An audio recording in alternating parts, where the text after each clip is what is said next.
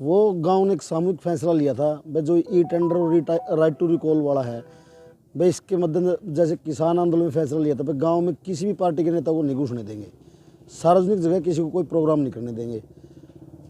उसके लिए पूरे गांव ने सामूहिक रूप से फैसला लिया था और फिर मंत्री जी गांव में प्रोग्राम करने की जिद कर रहे थे, जिसका गांव विरोध कर रहा था।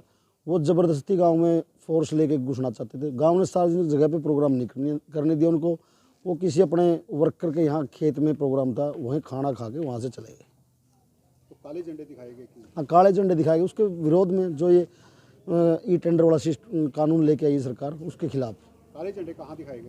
ये गांव के मेन बस स्टैंड के ऊपर, रोड के ऊपर कम्युनिटी सेंटर है, जहाँ मंत्री जी ने प्रोग्राम करना था वहाँ पे। तो क्या लगता है कि वहाँ जहाँ बबली जी का कार्यक्रम होना था वहाँ से स्थगित कर दिया गया था कार्यक्रम? नहीं होने नहीं दिया गांव की जनता ने वहाँ पे। तो आगे की क्या रणनीति रहेगी? आगे की 15 को पूरे हरियाणा के सरपंच इकट्ठे होंगे, वहाँ जो रणनीति तैयार की जाएगी आगे की, उसके बारे में फिर सामूहिक रूप से बैठ के फैसला लिया जाएगा।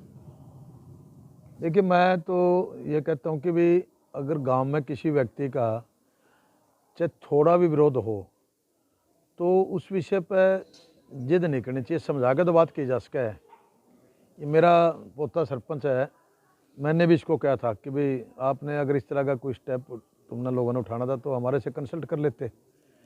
तो इन्होंने भी चलो अपने तौर तरीके से कर लिया।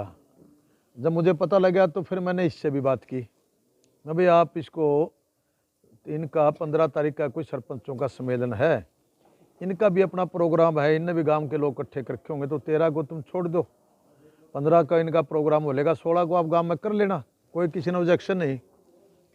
तो ये कहने लगा भाई साहब मेरा प्रोग्राम हो गया, मैं तो इस बात से पीछे नहीं हटता। मैं कहा मैं तो आपको एक सुझाव दे रहा हूँ और मैं ये नहीं कि वो आपके साथ कोई वो कर रहा हूँ। तो बोला मैं तो इस चीज़ को जो है नहीं भाई, इसमें तो मैं कमज़ोर आदमी नहीं हूँ, मैं मर्द आदमी हूँ।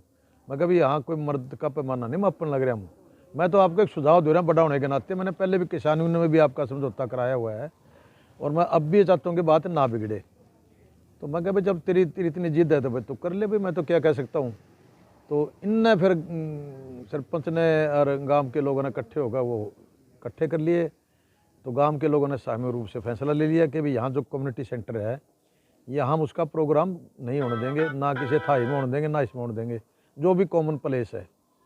अगर उसने आना होगा तो जिसने इसका खाना कर रखा है, हाँ इसने रात को फिर मेरे को ये भी कहा भाई साहब मैं कैसे स्थगित करूँ, मैंने खाना भी रखवा रखा है, किसी ने मेरा खाना कर दिया। मुझे पता लगा भी खाना किसके घर है, मैंने किसी से पता करा, कहते भाई जग्गू नाम का व्यक्ति है जिसने कंटेस्ट किया था इलेक्शन, जो हार गया था।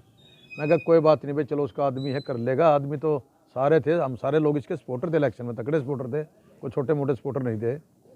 लेकिन पता नहीं इस बंदे के अंदर क्या किस प्रकार की कहानी अंदर आई, तो मैंने तो समझ वाली बात करी थी इससे, लेकिन इसने फिर मानी नहीं। और वो ऐसे फिर जो है लोग इस बात से और रोष हो गया कि भाई तो ज़बरदस्ती करता है। उस ज़बरदस्ती के चक्कर में लोगों में और रोष हो गया।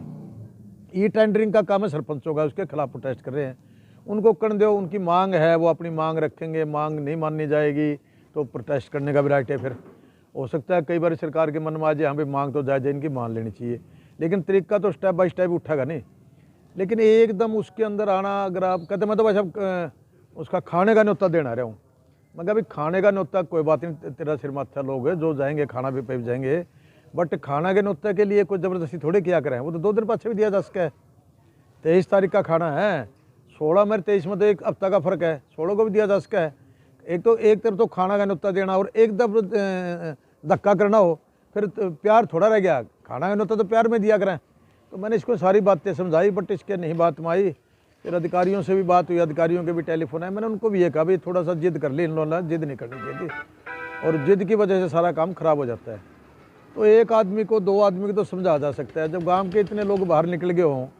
मेरे को तो पता लगा सुबह 500-600 आदमी इकट्ठे हो रहे थे, जनानियाँ भी आ रही थी। तो मैं कहा भाई किसको समझाएं।